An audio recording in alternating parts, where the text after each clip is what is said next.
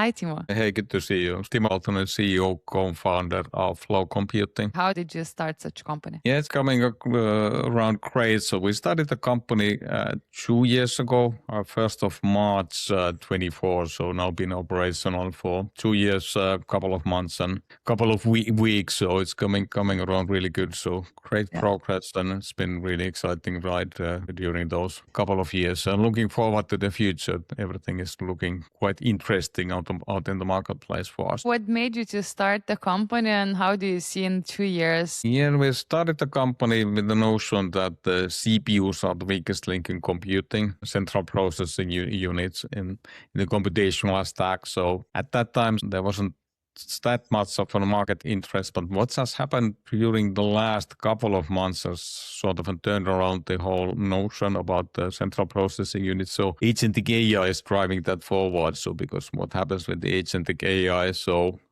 it's more complex, it's more dynamic. So what it essentially means that there's more CPU workloads compared to the GPU workloads. So most of the time it's now GPUs are waiting for the CPU to release the computing, and that's the agentic AI is really changing that. You have several agents running in parallel. It's really then underlining what we actually are doing. So now the whole market has realized in the AI hardware side of things that the CPU actually is the weakest link computation, and something needs to be done. And there's a kind of a tremendous interest towards what we are building on that side. Wow, perfect timing. What did change most since your investment? What kind of milestone you're happy to share? Yeah, the key things that we've been doing is really being able to support the legacy code, and showing while doing that also demonstrating significant CPU performance. So at the moment, so we have a development version, so we can do 19x, so 19 times faster computation when we are comparing a 4-core vanilla CPU against 1-core, even 1-core Flow BPU or parallel processing unit, which is our main product. So they're not 19% faster, but 19 times faster. So That's very impressive. So what do your clients say about that? proud on that one. So it's really showing the power of the technology, but also what we are looking after is to be able to support the existing workloads, the legacy workloads. So working with benchmarks on that side that are really showing promising figures as well, that we are able to support all the existing codes, really deep on the customer conversations, looking to lead customer commercially and pushing ahead with the commercial implementation of the product. What's your ideal customer? Yeah, the ideal customers, what we are really looking for are the CPU companies. So the CPU manufacturers, Intel, Qualcomm, IBM, NVIDIA, and so on. So that's what we are looking forward. And also what we do is instruction set independent. So we're not stuck on any particular instruction set. So we want to be doing so that we'll have a customer in each of the instruction set. And also what is the case with the Flow BPU, Flow Parallel Processing Unit, say it is also parametric, so we can cater it for different type of use cases. So from a server CPUs, data center CPUs, all the way more like smartphones or consumer devices.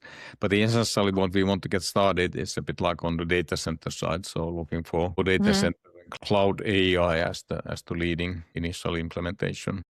What's the hardest thing nowadays when the pace is so fast and competition in the market is getting more fierce? Yeah, the hardest place for us, it's really, so we don't really face direct competition, but there's more like a lot of supplements on this. Biggest competition is coming from our customer process. So in that sense, we're a bit like a schizophrenic situation that we are really competing what the customers are doing for their own performance, but they're using other techniques and other ways to get the performance, not producing such significant gains that we are doing with our technology.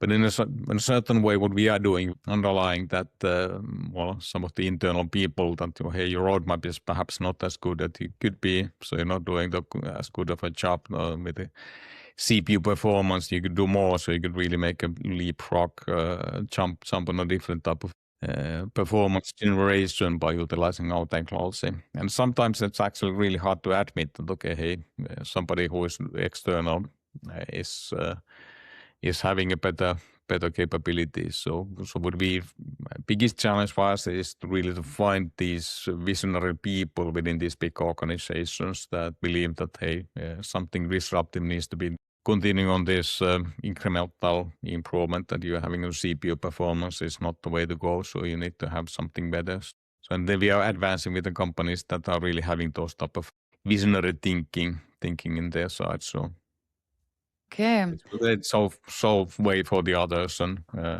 then they would be the followers. 100%.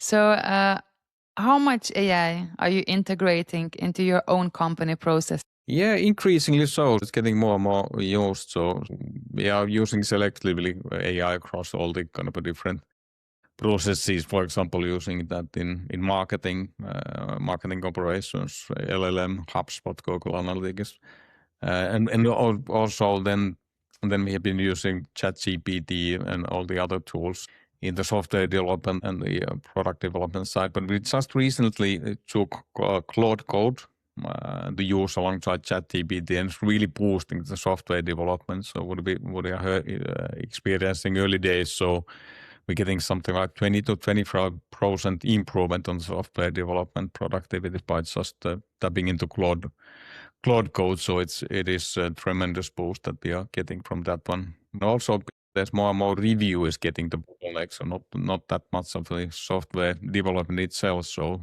you have software development reviews are getting more and more. So because you get through the development faster, so then you're getting a bottleneck in the review sector. So that's interesting how things are changing. Hmm. What do you enjoy the most about this entrepreneurial journey? Yeah, I think overall I learned a lot working on deep tech. So deep tech and especially in computing semiconductor. So it's something that takes more time. So it is a bit like a slow process. It's more like having patience and focus on the small victories and baby steps, which is essential to get things forward. But overall, Yeah. so I think kind of what I personally like, I'm sort of a business builder. So I love building business. I'm not really good at building anything with my hands, so I couldn't build an furniture or more like kind of do anything that would be standing any any sort of a quality criteria. So building businesses, building companies is a bit like my own personal carpenter. Getting really good pleasure on building something that goes to the next level and getting something ready, and then keep on building whatever comes next. So Amazing. Timo, what you wished you'd known before starting Flow Computing? I think what we could have done a bit different is, so when we came out of stealth mode, so we did say that Flow BPU parallel processing unit can improve the CPU performance 100 times, 100x, which was actually fully verified in the lab test. So, but however, because the industry is really used to less than 20% improvement, and then this 100x actually seemed very crazy compared to what the industry is used to. So that naturally created some doubts and some skepticism in what we are doing, but also it created a tremendous wow impact.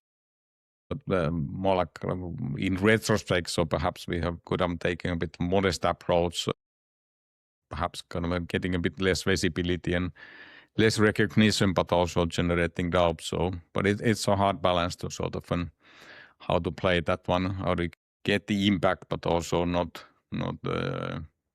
causing people to raise their eyebrows to okay, what is happening. So, but Yeah.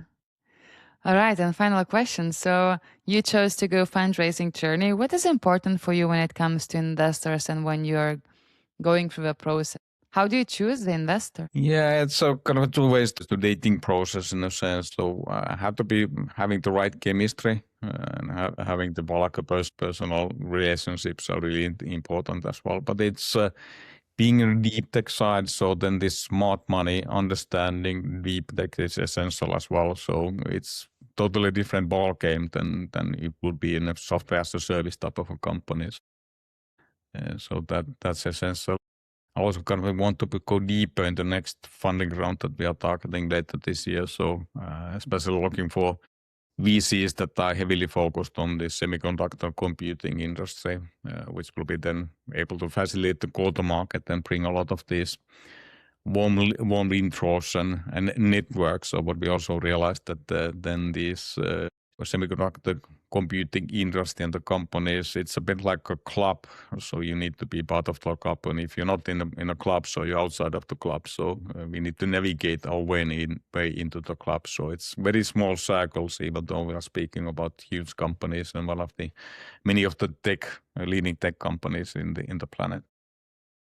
Yeah, I'm pretty sure you're gonna break through. So what's your Yeah. next big thing in your vision and your project board? Yeah, so the next big thing. So I don't know whether it's really big thing. So it's always a grind. So it's a bit like the next grind is. So we have some customer use cases, customer benchmarks that we're measuring. The key thing is kind of grind it through and get the good results for the customer benchmarks, and then pencil them in and getting that traction towards the commercial agreements, and then at the end of the day, so final implementation of our product in a CPU. Timo, thank you very much for finding time. It was Timo from Flow Computing, and yeah, thank you.